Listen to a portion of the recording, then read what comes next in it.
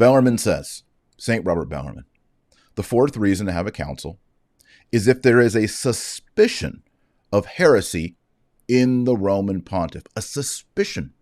We're not saying he's definitely a heretic. If there is suspicion, and there is more than a suspicion in heresy when it comes to Francis Bergoglio, over in the comments, let me know. What are some of the things that have been confusing and suspicious that Francis has said over the years? Well, there's Amoris Laetitia, which grants absolution and communion to people who are sexually active in a non-valid marriage. Divorced and remarried without a declaration of annulment. That's an Amoris Laetitia. That's contrary to the received Catholic tradition. It's contrary to sacred scripture. I've already mentioned that God wills the plurality and diversity of religions. That's wrong. That's heretical. There's nothing you can do to remove yourself from the church and communion of saints. That's heretical. For example, what he said on February 2nd, Pope Francis Bergoglio, is directly in contradiction with what Pope Pius XII said regarding the three sins that remove you from the Catholic Church: heresy, schism, and apostasy. I put them on the screen, remember, side by side. I said, here's what Francis said, and here's what Pius XII said, and they're directly contradictory. So there needs to be an admonishment. Obviously, you wouldn't get to this step if there weren't an admonishment already. Has there been an admonishment with Francis? I think so.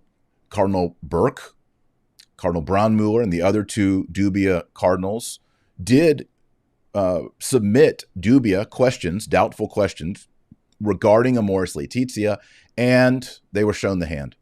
They were never given an answer. They've been pushed away. That certainly is an admonishment.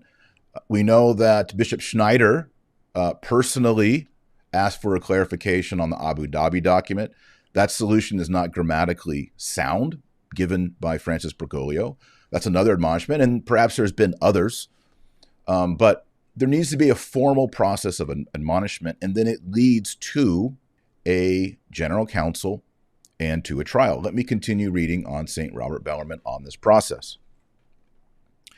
As it is related in the Eighth Council, general councils ought to impose judgment on controversies arising in regard to the Roman pontiff, albeit not rashly. So here we have another ecumenical council, the Eighth Council, which in fact says general councils should get involved with controversies arising in regard to the Roman pontiff. Not my opinion, the opinion of the greatest authority in the papacy.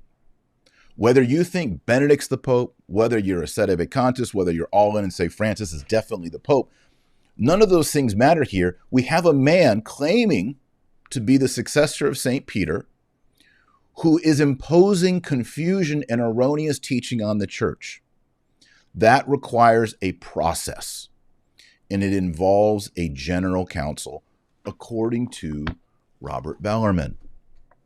The Catholic faith, the Catholic Church teaching is not just, well, there's this bad pope and he's got, prostitutes or heresy or idols or whatever. Like, there's just nothing we can do about it. I mean, we're just Catholic and he's just up there upstairs and there's nothing we can do about it. No, there is a process.